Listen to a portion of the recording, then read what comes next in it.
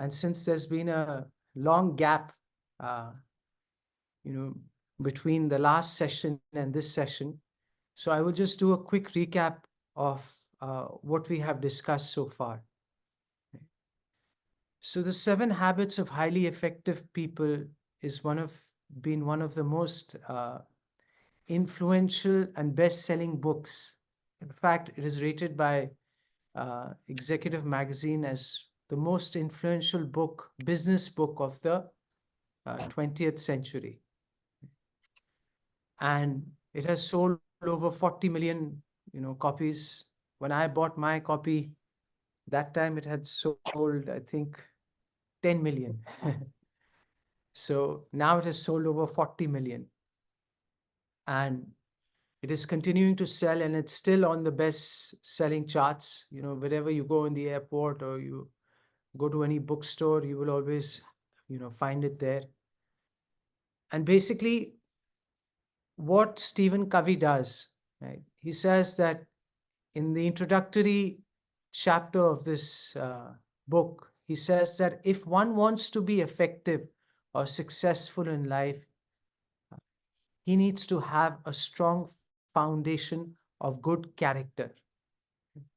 So he says good character is like the foundation, and then all the other things like personality, good communication, networking, all these are like, nice windows, nice lights, nice paint, nice sanitary fittings in your house. Right? So those are also essential, but if there is no good and strong foundation of character, then ultimately these things cannot sustain. Especially, when there's bad weather or, uh, over time, what will happen if there's not a good foundation, then there is always a risk that the building will collapse. Okay. And Srila Prabhupada in the Bhagavad Gita, in 2 places, he says something very interesting in relation to the same point that Stephen Covey is making. So he says that that the study of Gita, what is the purpose of the study of Gita? Does anyone remember? One of the main purposes of the study of the Gita is what?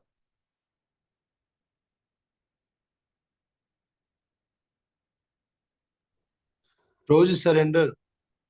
Surrender, good. Yes. So, and how is surrender going to be? How is surrender going to happen? So Prabhupada explains, he said, after the student studies the Vedas under the spiritual master for some time, at least from age 5 to 20, he becomes a man of perfect character. Study of the Vedas is not meant for recreation of armchair speculators, but for the formation of character. This is 8.28 purport. And then in 9.30, right, he says again, he says, if one does not improve in his character by devotional service, then it is to be understood that he is not a high devotee. So the ultimate purpose of the Gita is surrender.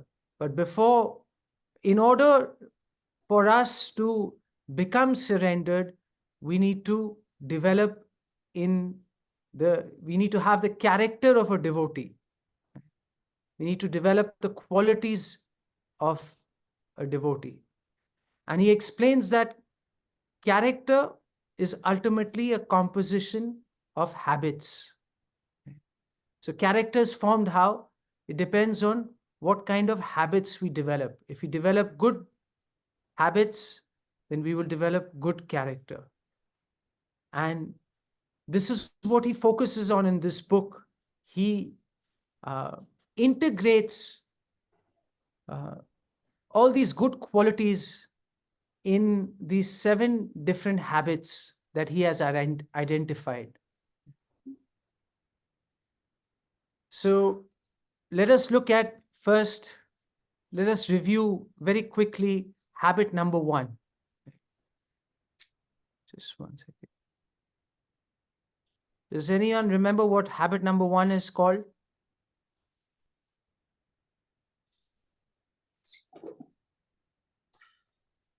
What is habit number 1?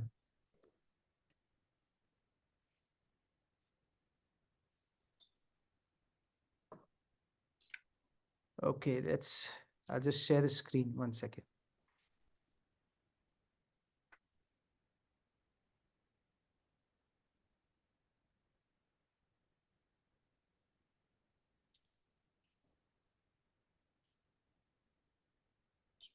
You able to see the screen now? Yes, Prabhuji. So who would like to read this? This is habit number 1.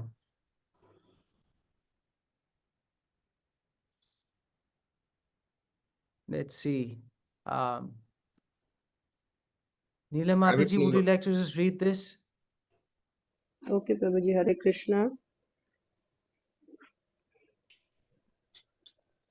Being Read the heading proactive. first. Yes. Okay.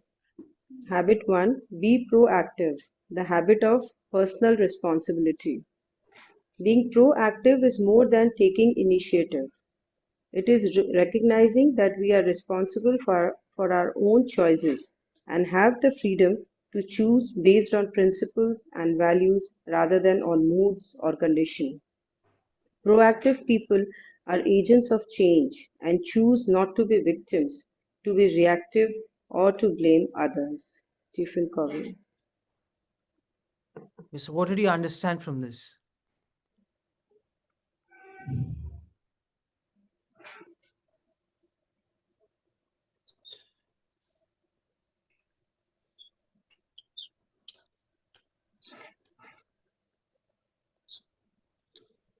Neela Mataji, what did you understand from this? What we just read?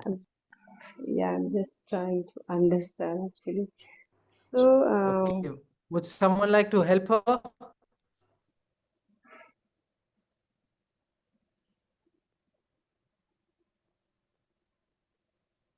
Okay. It is recognizing that we are responsible for our own choices. Right?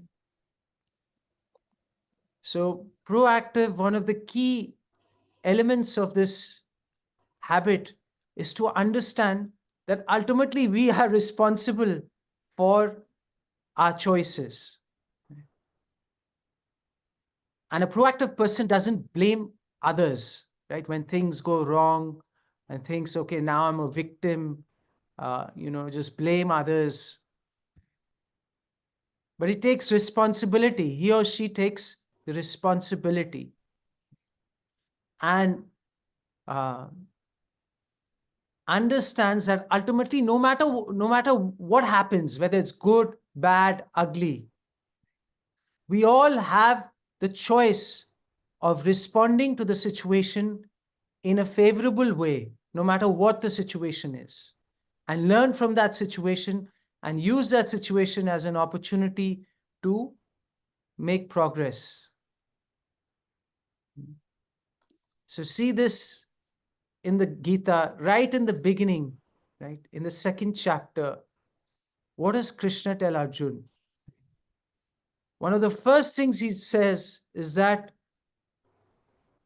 in life you're going to have happiness and you're going to have distress. There will be uh, good situations, there will be bad situations. But then he's saying that, O son of Bharata, one must learn to tolerate them without being disturbed. Tam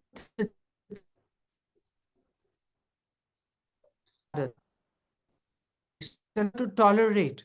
And he's telling him that what kind of a response you need to have in every situation. You need to tolerate. Don't get so excited. Don't get depressed.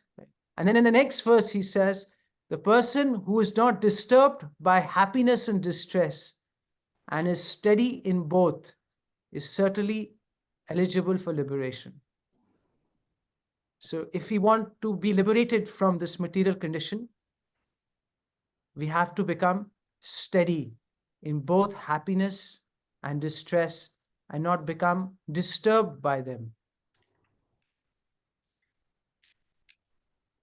And then in text 38, Krishna tells Arjun, this is how I want you to fight, without considering happiness or distress, loss or gain, victory or defeat, because by doing this, you will never incur sin. So basically, he's telling Arjun that I want you to respond in every situation with samatvam, right? Equanimity. And he says in the, Krishna says, uh, samatvam yoga uchyate. Later on in the verses, it says basically samatvam is a defining quality of a yogi. So able to choose one response is one of the key characteristics of a yogi, or a key habits of a yogi. Then we go to habit 2. So Sevya Giridhari Prabhu, you can read this. Yes, Vaji. To wing with the end in mind means to start with a clear understanding of your destination. It means to know where you are going so that you better understand where you are now, and so that the step you take are always in the right direction. So Prabhu ji, isko agar hum in simple way, what does this mean? Begin with the end in mind. कोई भी जब हम कार्य करते हैं, what should we do, right? Before starting or before engaging in that activity or a project, or what should we do? Yes, Sita Komal Mataji. Hare, Hare Krishna Prabhuji Pranam. Yes, Prabhu, Pranam this Mataji. outcome in our focus, that what would be the outcome of our endeavor, good, bad, keeping the outcome keeping the outcome in the mind. It's very important to engage yourself in any kind of an action. Yes, what is the overall objective that we are trying to achieve from what we are doing, right?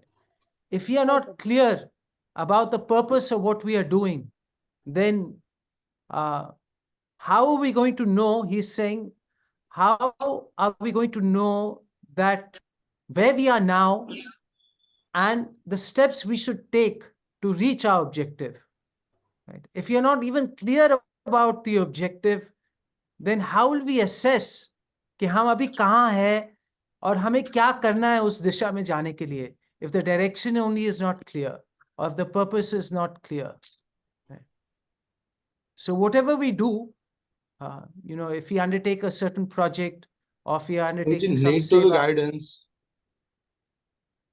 yes Prabhuji? मुझे जैसे guidance चाहिए होगा इसके कोई किसी भी project के लिए, जैसे हमें आगे बढ़ना है तो एज अ हाँ, गाइडेंस तो चाहिए, लेकिन पहले उसका उद्देश्य भी तो क्लियर होना चाहिए। यस तभी तो वो गाइडेंस का वो मीनिंगफुल रहेगी। अदरवाइज गाइडेंस तो बहुत मिलती है हमें, लेकिन how does that guidance align with what we are trying to achieve, right?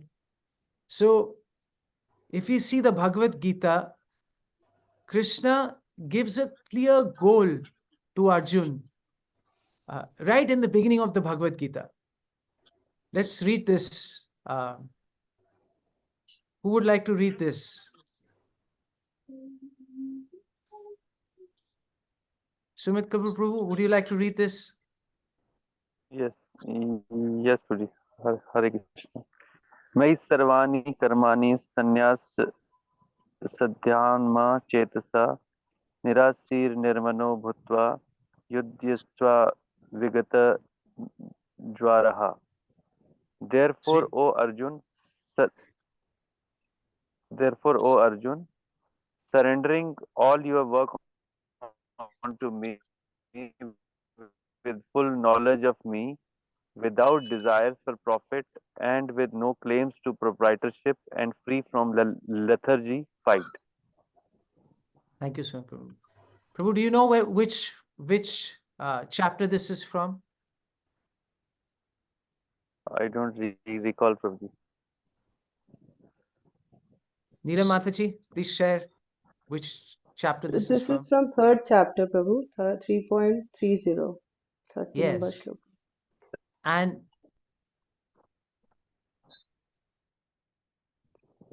who would like to read this purport? These are some lines from the purport.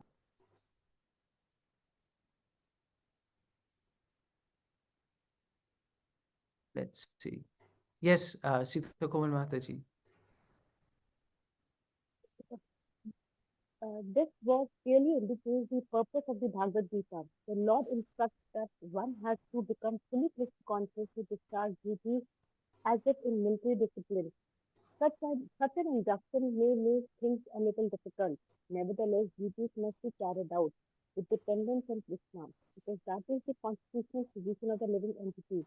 One has to sacrifice everything for the goodwill of the Supreme Lord, and at the same time discharge prescribed duties without claiming proprietorship. Thank you, Mataji.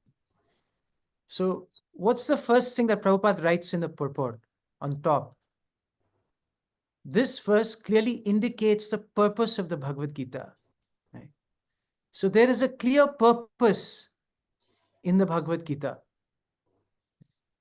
It's not that the Bhagavad Gita is just spoken without any purpose.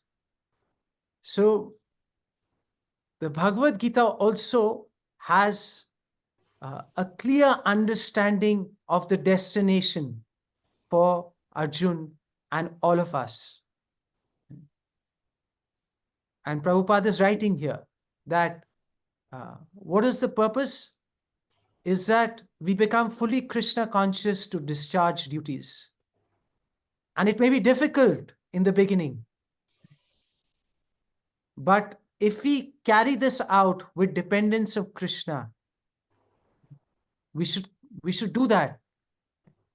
There's so many things we are told to do which we may find difficult in our development of Krishna consciousness.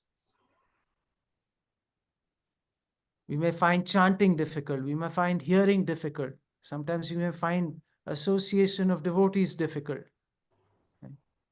But these are duties that must be carried out. And then Prabhupada says, one must sacrifice everything for the goodwill of the Lord. So this is the ultimate purpose, is to completely surrender everything, right? Sacrifice everything for the goodwill of the Lord. So there's a clear purpose given in the Bhagavad Gita. And the verse that we read in 330, are there verses that are similar to this verse in the Gita? Can you think of any other verse that is very similar to this verse?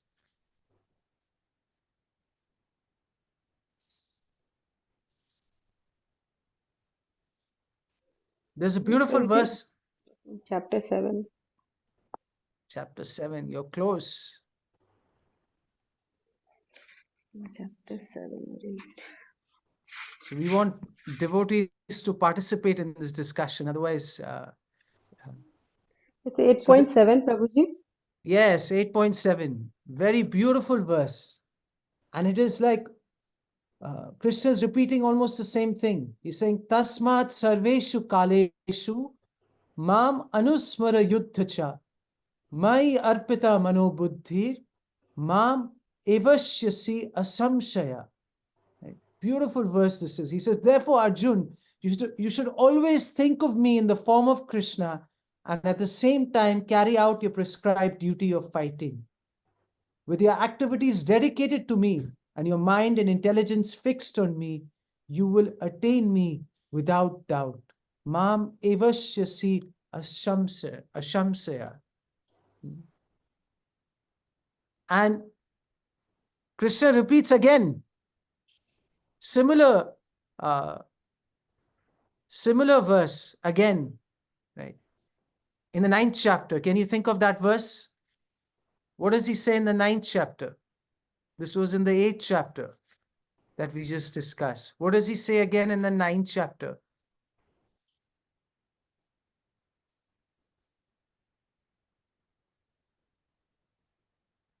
Who remembers 9.27?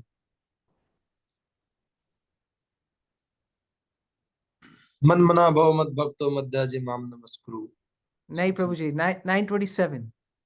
Yat karoshi yad asnasi yad Oh, juhoshi tadasi yat. Yes. Mataji, read that. Okay. Yat karoshi yad asnasi yad juhoshi tadasi yat. Yat tapasyasi kaunteya tat kurushva madarpanam. Whatever you do, whatever you eat, whatever you offer or give away, and whatever austerities you perform, do that, O son of Kunti, as an offering to me. Yes. So Krishna is repeating this.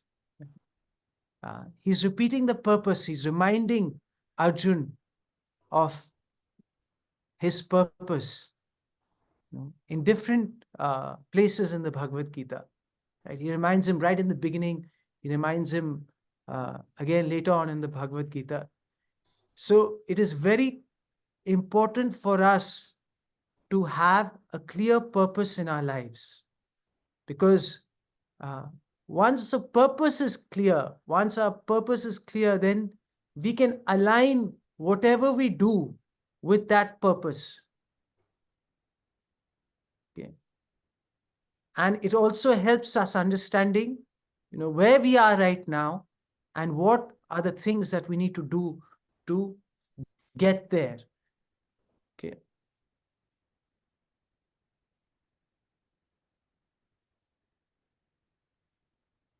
So when Prabhupada founded ISKCON, did he define the purpose of ISKCON? seven. Yes, seven purposes. Yes. So he clearly defined, the 7 purposes of ISKCON. Of course, here they're written in short, but and why was that important?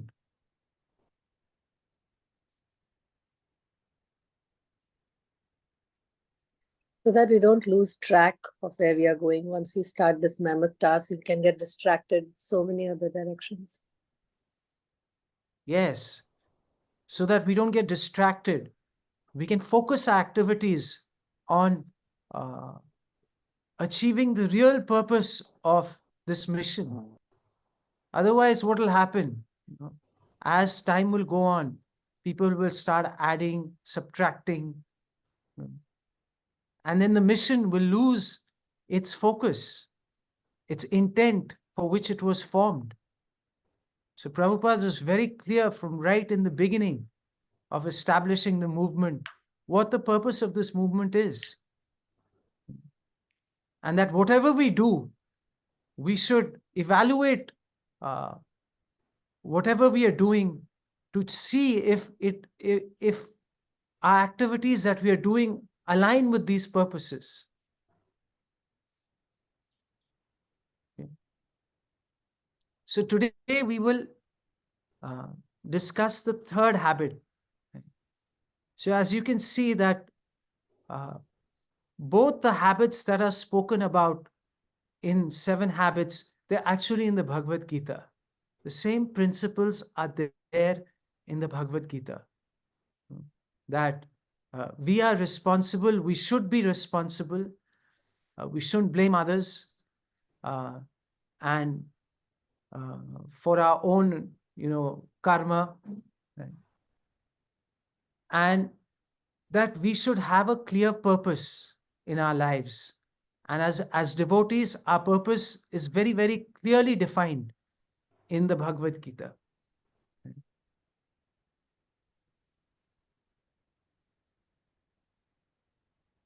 So habit number 3, right? So we are responsible and we have a purpose. Is that good enough? Right? I feel okay now. I'm feeling responsible. I'm responsible for my actions, and now I have a nice goal. So can I sit down and relax? No, we What need should the direction, in which direction and how it should be done. No, my direction is clear. Like my purpose is clear where I want to go, right? No, Krishna is saying, direction means the guidance. The guidance, we need the guidance, how we should take the initiative. okay, So time to work on it now. yes, time to work on it, right? So the habit number 3 is called first things first, right? That means, how do we manage our lives to prioritize those activities that help us in achieving our purpose? We can have a big goal. Yes, I want to become, a pure devotee. I want to be fully surrendered to the Lord, right? Mam ekam sharanam vraja. This is my goal. Anya abhilashita shunyam. To become completely dedicated to the Supreme Lord. Ahituki apratihata bhakti. But just having such a noble goal, right, the most transcendental goal we can have, it's not good enough. It's the first step, but then we have to work towards it. And this is the habit 3, that how do we organize our lives? How do we prioritize our activities so that we can make progress towards that goal? And this is what it says, this is using our independent will, by day in and day out, moment by moment, doing the execution uh, of those activities that will help us achieve our purpose. So this is habit number 3. Right? So can I request someone to read it? Someone who has not read so far. Uh, Anandita Janma Mataji, would you like to read this? What is he saying here? Hare Krishna, Pranam devotees. Master habit 3, put first things first. When you have too many top priorities, you effectively have no top priorities. Stephen R. Covey. What's he saying, Mataji? What did you understand from this? So, like you mentioned just now, that you have to prioritize. Even if you have a very highest goal of achieving pure devotional service, but still you have to prioritize the things. So here, because we have so many top priorities, we want to serve. I'm just saying what I have a very little understanding. That yes, I do want to serve the temple authorities. I want to serve my Guru Maharaj. I have to prioritize my chanting, my sadhana, and all. And I have to look after my family also. So all these are the top priorities, but I have to systemize it and plan it in such a way so that I can do everything nicely, not mess up and lose the Yes, thank you, focus. Mataji. Yes. So once our goal is clear, right, Mai sarvani karmani sannyas adhyatma chetasa. Right? So we have to dedicate all our work to the Lord, right, without a sense of proprietorship and profit, and focus our mind on the Lord, uh, and work uh, with enthusiasm, on this goal. So we have to set our priorities in a way that will help us achieve that goal or get closer to that goal, right? Or make progress towards that goal. But if we have so many priorities, then basically we will not make much progress, because we are going to try and address little of each one, and then at the end, basically we make very little progress. This is what he's saying, that when you have many priorities, you effectively have no top priorities. Right?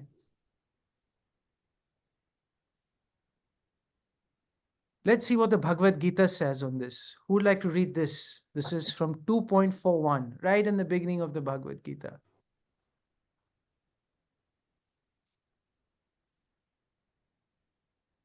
Who can I call? I can read, Prabhuji. Yes, Karuna Krishna Prabhu. Hmm. Hare Krishna, Dhanavad. Hare Krishna, Prabhuji. Dandavat Pranam. Those who are on this path are resolute in purpose, and their aim is one. O beloved child of the Kurus, the intelligence of those who are irresolute is many branched. Prabhuji, इससे क्या हम समझ सकते हैं? How does it relate to this, what we are discussing? Do you see a connection? Absolutely, Prabhuji. Too many purpose at the same time will make us bewildered, will reach nowhere, in fact, and all our energy will get distracted. So, first come first, like I will have to prioritize the priorities also. Yes, very nice. Ekaha Kuru Nandana, right? So aim is one, and those who are on this path, who achieve success in this path, they're very resolute in their purpose. They have very clear priorities. They have a clear understanding of their goal. And Krishna says, those who have Bahu Shaka hi Anantascha. If we have too many agendas, then then the intelligence of those are irresolute, right? So basically then we don't have that kind of focus. So how do we develop that focus? So let's see what Stephen Covey says. So one of the first things he says is that we need to have integrity for our mission. Right? So he says, integrity is the value we place on ourselves. It is our ability to make and keep commitments to ourselves, to walk the talk. And he says, effective management is putting first things first, day by day, moment by moment. So we can have a very, very transcendental purpose, but if we are not, and we may talk about it, this is our goal, this is what we want to achieve, but if we are not walking the talk, if we are not doing those things that help us achieve that purpose, then we are not walking the talk. So the first thing is that we should have integrity to make and keep our commitments to ourselves and to others. And the second is, he says, discipline. And he says, discipline is derived from the word disciple to a set of values. And he says, the successful person has the habit of doing the things failures don't like to do. This is a very interesting point. They don't like doing them either necessarily, but their disliking is subordinate to the strength of their purpose. So I try to explain what he's saying. This is very important. So he says, the successful person has the habit of doing the things failures don't like to do. Right? So what makes a successful person is that even though there are certain things they don't like to do, but they still do it because they subordinate their disliking to the strength of their purpose. That means their purpose is so strong. Their belief in their purpose is so strong that even though maybe I don't like to get up early when it is, cold, but I still get up because I believe in the whole purpose of giving priority to my sadhana in the morning, right? So what I have subordinate my laziness, my my preference to be in my warm bed to the purpose, and that's why that has helped me get out and do the sadhana. So even though I may not like it so much, but I still do it because I believe in the strength of the ultimate purpose. And there are so many other things that we do, like as devotees, as those who are sincere, they do a lot of things which sometimes they may not like, but because they believe in the ultimate purpose, they do that austerity.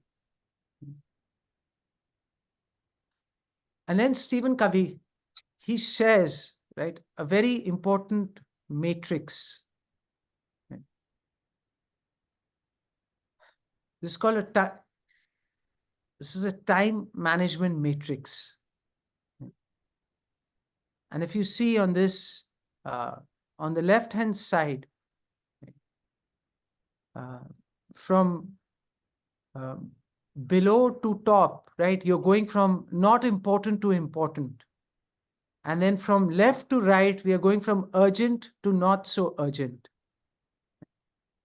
And then we have 4 boxes here, 4 quadrants, 1, 2, 3, and 4. So let's look at the first quadrant, right? Where these activities are important and urgent. So these are like, I have a deadline, I have to submit tomorrow. A project is due tomorrow. I have only a few hours left, and it's important and urgent. I do whatever it takes. I stay up all night and I finish that project. There's a health crisis. I've got to run to the hospital. It's important and it's urgent, right? There's a problem in the family. My child is having a problem in the school. I have to rush. So this is important and urgent. It can't be avoided, right? But what happens if your whole life is everything is important and urgent? What will happen?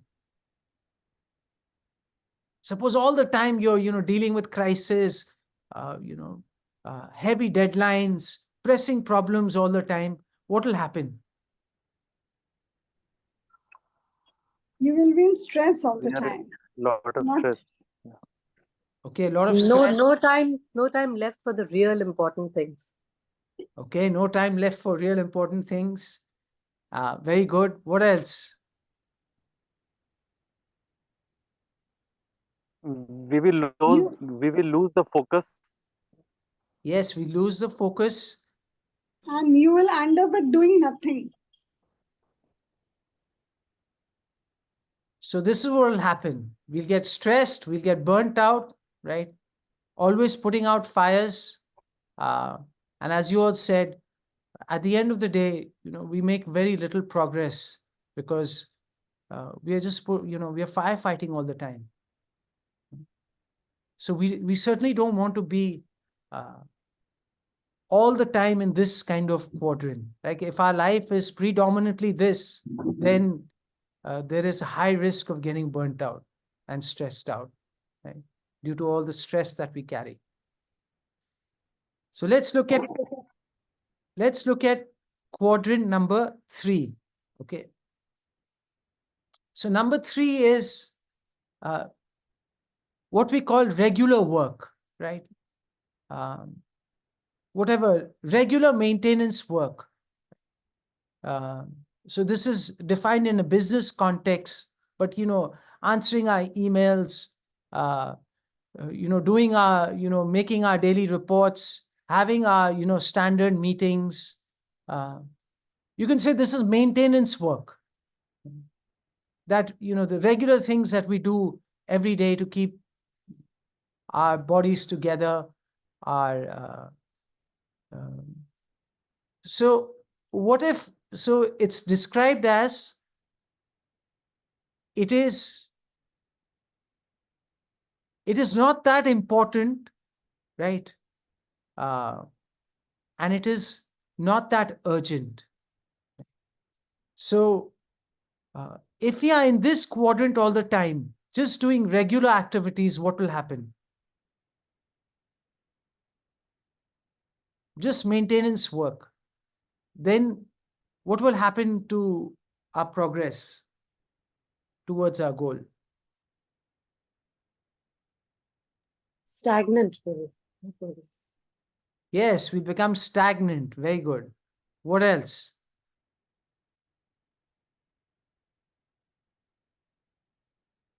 What does stagnant mean, Mataji? Can you explain?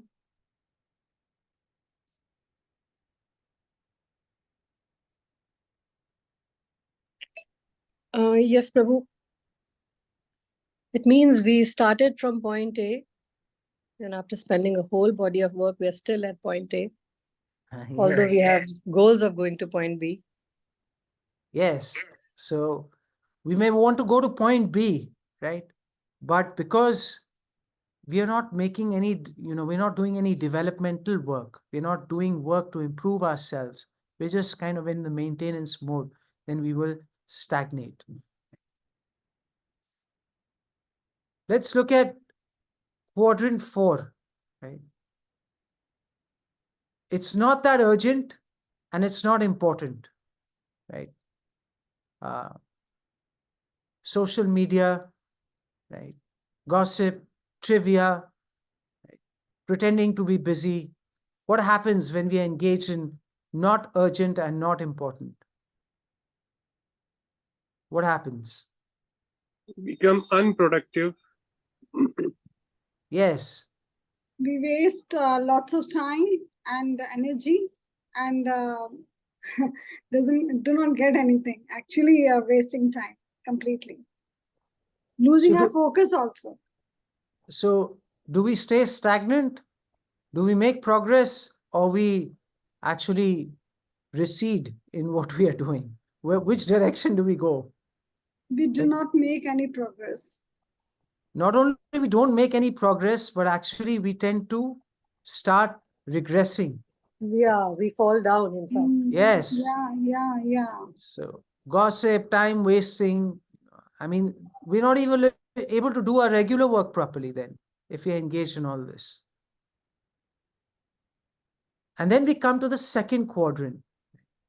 This is very important, but it's not always very urgent. So these are things like relationship building, planning, reflecting, recognizing the opportunities, prioritizing, right? Taking preventive measures, avoiding things that will get us into trouble in the future. How is this helpful?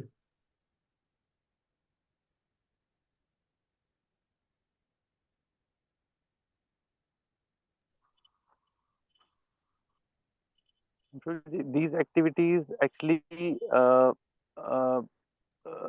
will guide us always when we are doing the activities in this quadrant, like recognizing opportunities and relationship building.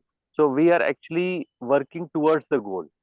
So whatever activities we are doing, whatever work we are doing, whatever things, so we have that we are focusing always on the end goal. So yes, these help us, but it doesn't mean that only these activities help us, right? Sometimes these are the activities that we focus on that help us the most. Okay. Maintenance work also helps us, but these are the activities that help us the most. And if our life is organized in a way that we have healthy time for this quadrant, right? We spend good amount of time in this quadrant, then there is more chance of making progress towards our goal. If we are always firefighting, we'll get burnt out. Okay, but some amount of firefighting will be there in our life. We can't avoid it, right? There will be sometimes crisis, but they should be minimized, and they can be minimized if we do good prevention work. If we take care of our health, then there's a good chance that there'll be less crisis with our health, right? If we are taking care of relationships, then there is a good chance that our relationships will be healthy and there will be less crisis in our relationships. If we plan our work properly, if we plan our sadhana properly, if we plan our reading properly, it's a good chance that we will not have to scramble all the time last minute for things, and be under tremendous pressure, because we are planning, and we are planning properly, we are reflecting properly, right? So there's a beautiful principle that Stephen Covey shares. He says that, one second.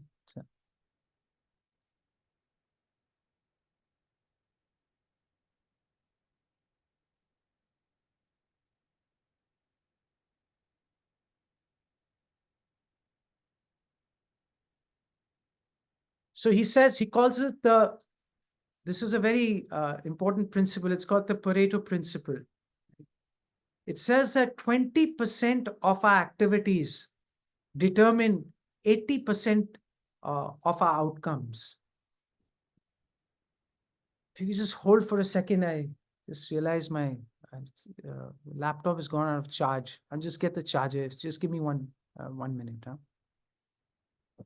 Sorry.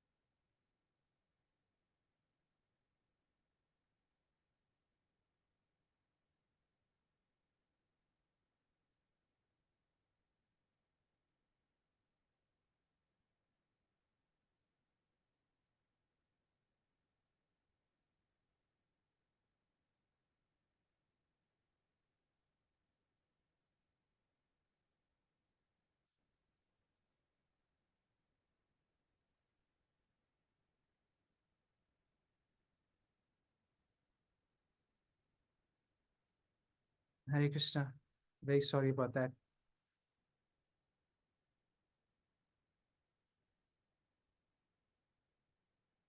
Are you able to see the screen? Yes, Prabhu. Yes, Prabhu.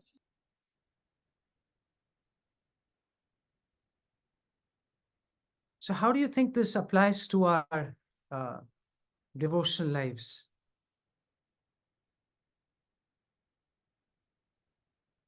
Just think of about our routine, right? We have 24 hours in a day. And very interestingly, if you see that,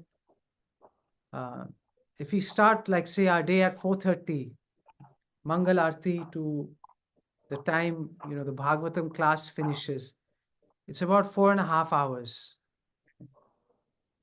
And uh, and then, if we spend some time during, in the evening, we do Aarti, and even if half an hour, right? 5 hours. So 5 hours is how much percent of the day?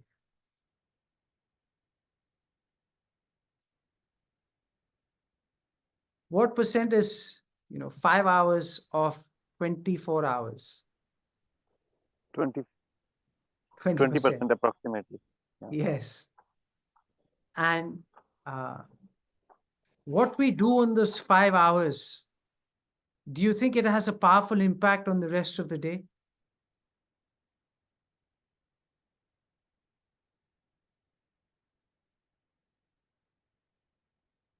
What does it do to our consciousness, those 5 hours?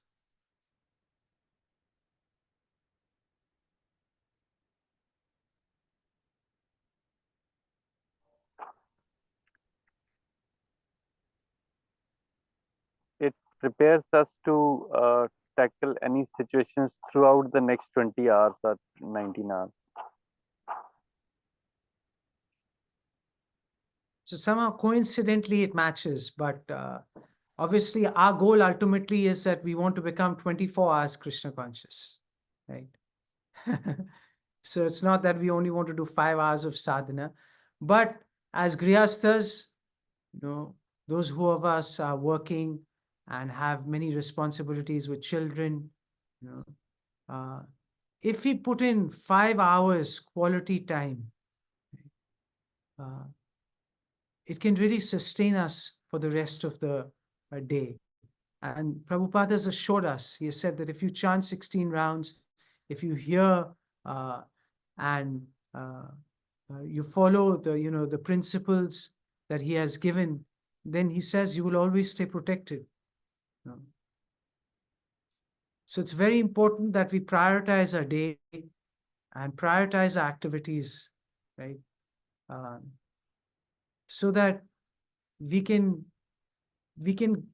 give our very best in these 5 hours. Very attentive hearing, chanting, reading, associating, in these 5 hours.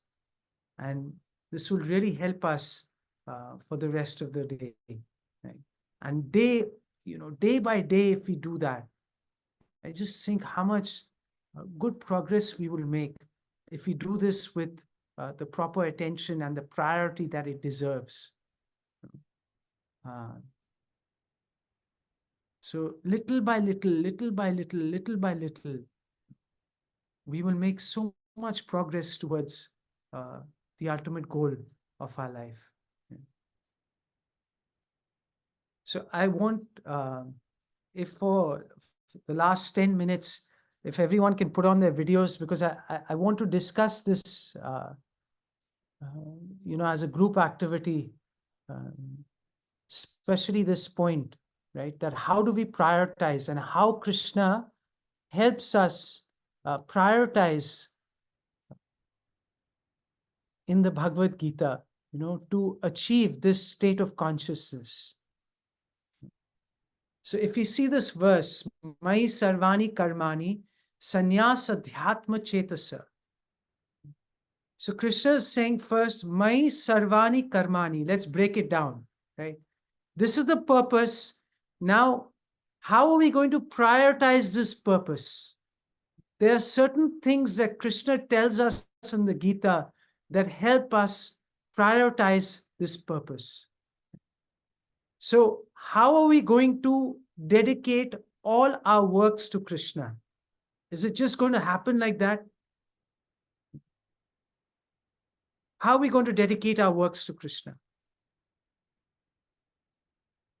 What is required for us to dedicate our works to Krishna?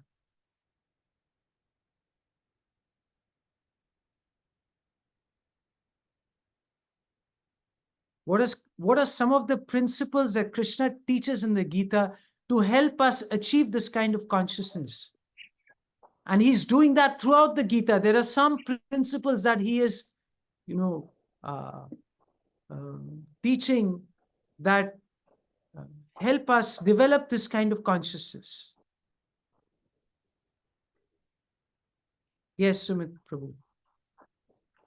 Yes, so the first thing which I can think of is that uh, in order for us to dedicate our activities, so we should not be thinking that we are the doer. That is one of the principles that we understand from Gita. Okay, very good. That Krishna is the cause of all causes, right? Uh, More knowledge about the Lord, right? Awareness of the Lord's greatness. Definitely, that's one of the key uh, uh, messages in the Bhagavad Gita. In fact, from chapters 7 to 12, right? Uh, we get to understand the greatness of Krishna, how he's the source of everything. He's the ultimate truth. Everything that is beautiful, anything that is glorious, it's but a spark of his splendor. So this is very essential that we remind ourselves every day about the greatness of Krishna. What else?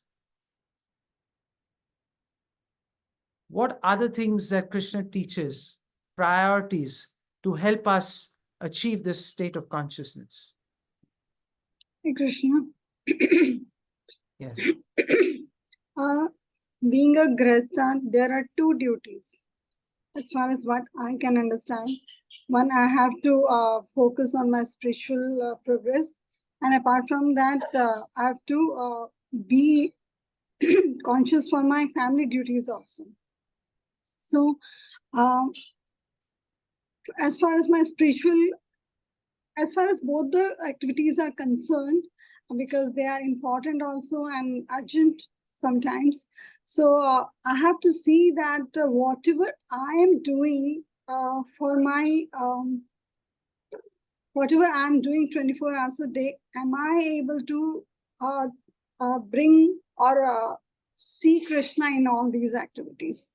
Are my activities Krishna centered, or I'm deviating from the purpose? So Mataji, this. so what my question is that in order to develop this consciousness, right, there are certain principles or priorities that Krishna gives us. That if you do this, then you will make progress towards this consciousness. So, like Shita Mataji has said, that uh, offer your fruits to the Lord, right?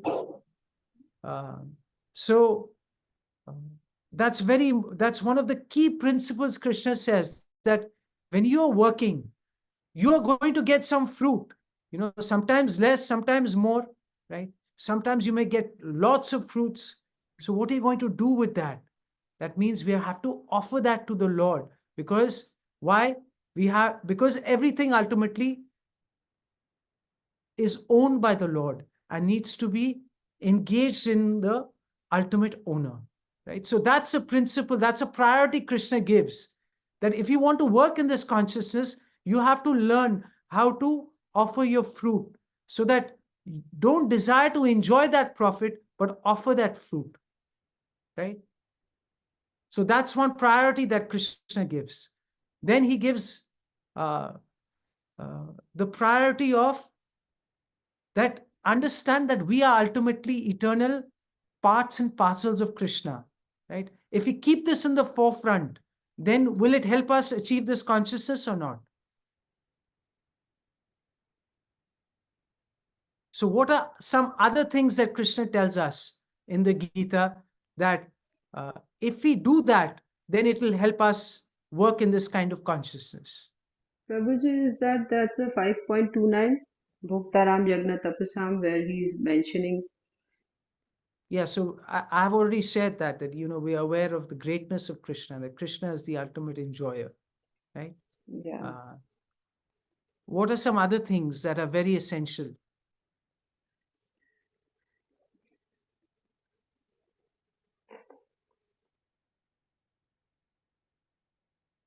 What Like about? in like in one of the shloka, Krishna says Tasmat Uttishta Bharata. You get up and fight and become an instrument. I've already killed all the soldiers. So everything is done by Krishna and everything is predestined by Krishna. We can just become an instrument, humble instrument in the hands of Guru and Krishna. Okay, very nice. That we are ultimately an instrument in the hands of the Lord, right? that the Lord is the ultimate doer. Okay. Um, Narmada Jeevan Prabhu, yes, thank you. Hare What would Krishna, you Prabhu. like? Yes. So it's I think also Krishna also says yukt ahar viharasya yukt karma chetasu.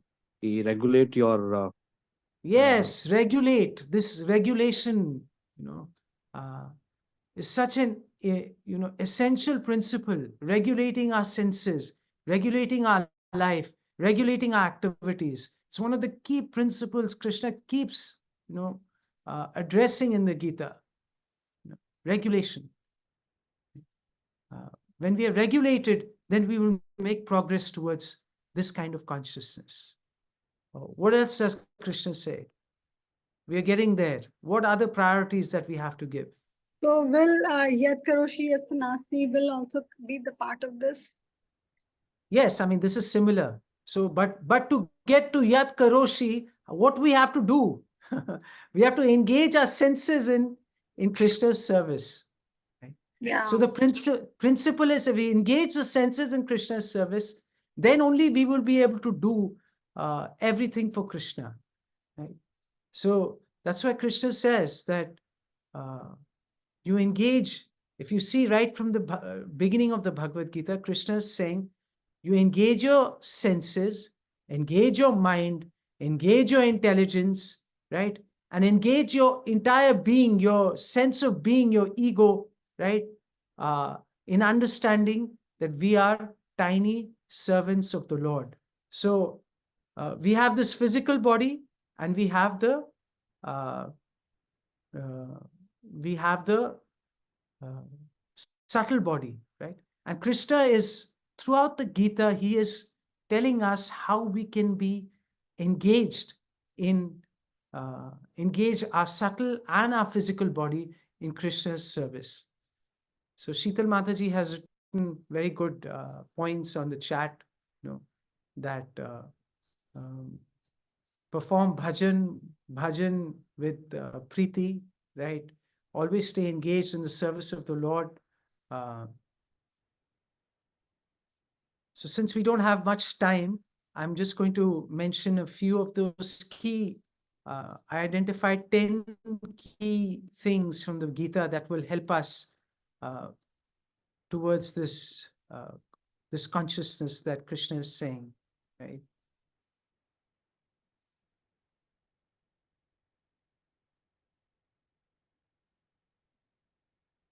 So first thing is understanding the difference between matter and spirit. This is one of the key, uh, you could say, a key focus of the Bhagavad Gita, to understand that we are spirit, right? And what is the difference between spirit and matter?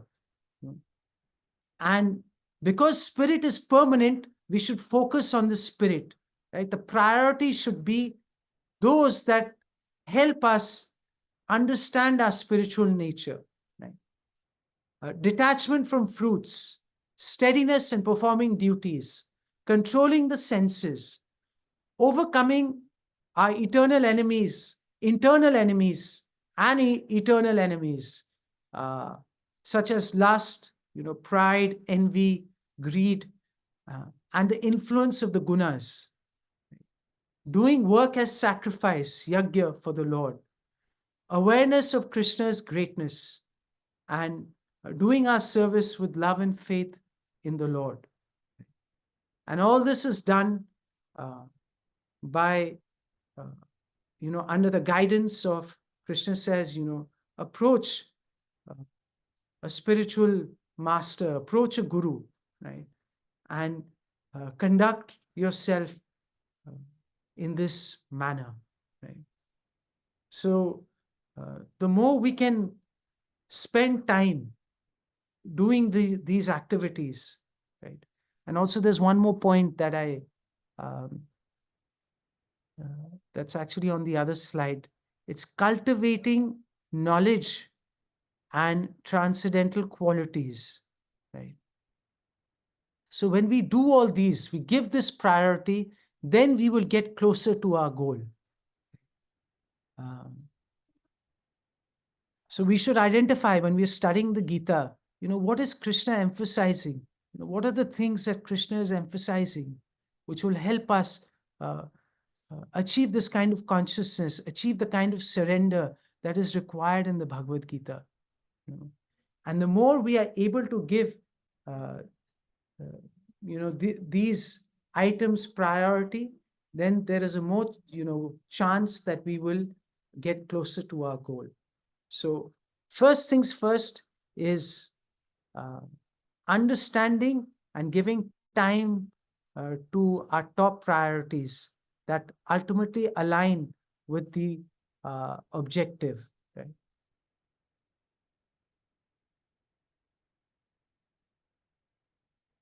So I'd like to stop here if you have any questions or comments you would like to share regarding what we have discussed.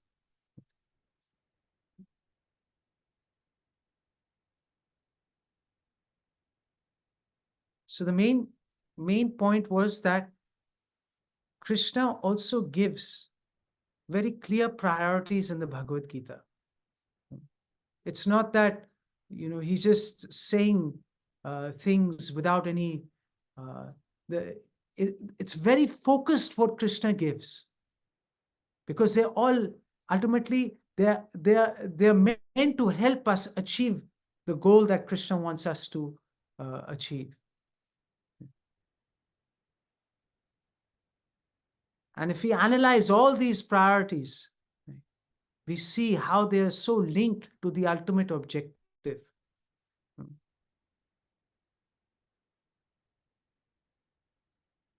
And if we shape our lives around these priorities, then we have a good chance of achieving the goal of Krishna consciousness.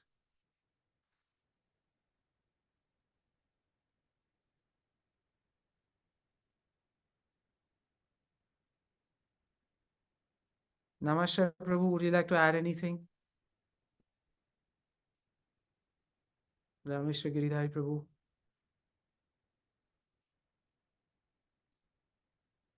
Prabhuji, thank you so much. Wonderful session. Always so much inspiring, so much awareness. So, of course, uh,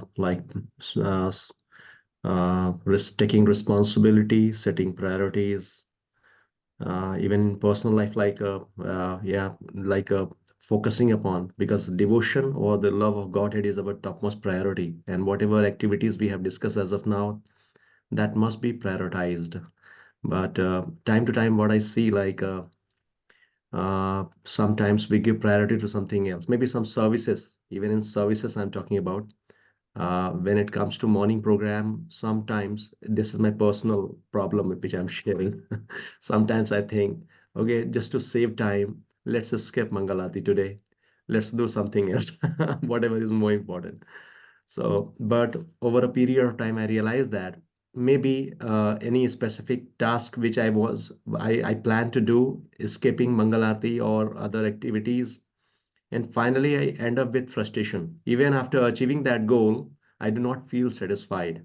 But when I started following this principle, that whatever instructions we have received from a spiritual master, means this priority I'm talking about, when the morning program is perfect with the right consciousness, then definitely this 20% is going to give much more, much more.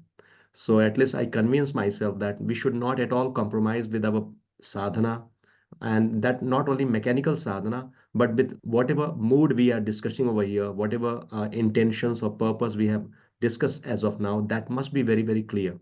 With that understanding, if we do good sadhana, then that is going to increase our productivity, and improve and raise our consciousness. So that is what my personal realization I'm just sharing. Thank you so Yes, much, thank Prabhu. you. Wonderful. Thank you very much, Prabhuji. Thank you.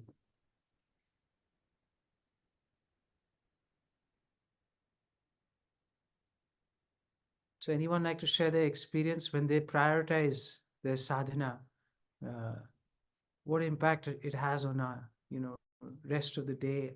And when we follow these priorities, it really makes a big impact on our consciousness. And then when we keep these priorities aside, then we see that, then we start to stagnate in our spiritual life. But the more we are convinced, the more we hear, the more we introspect on why these priorities are important. These are not just given just for, just as information, but they've been given so that to help us make progress and to realize the real purpose of this life, and become successful in this endeavor.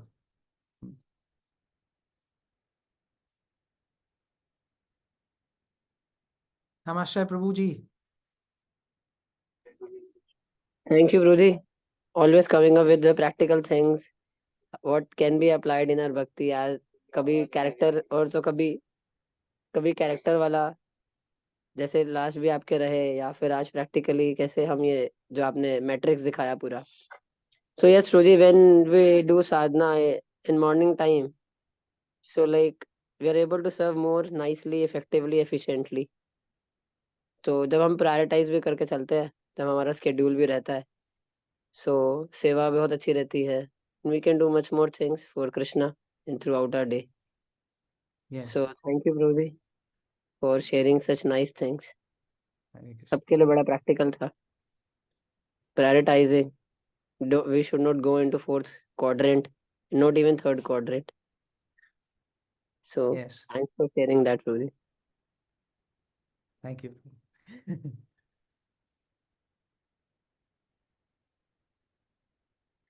So anyone else has any questions or anything that I'd like to share before we close for today?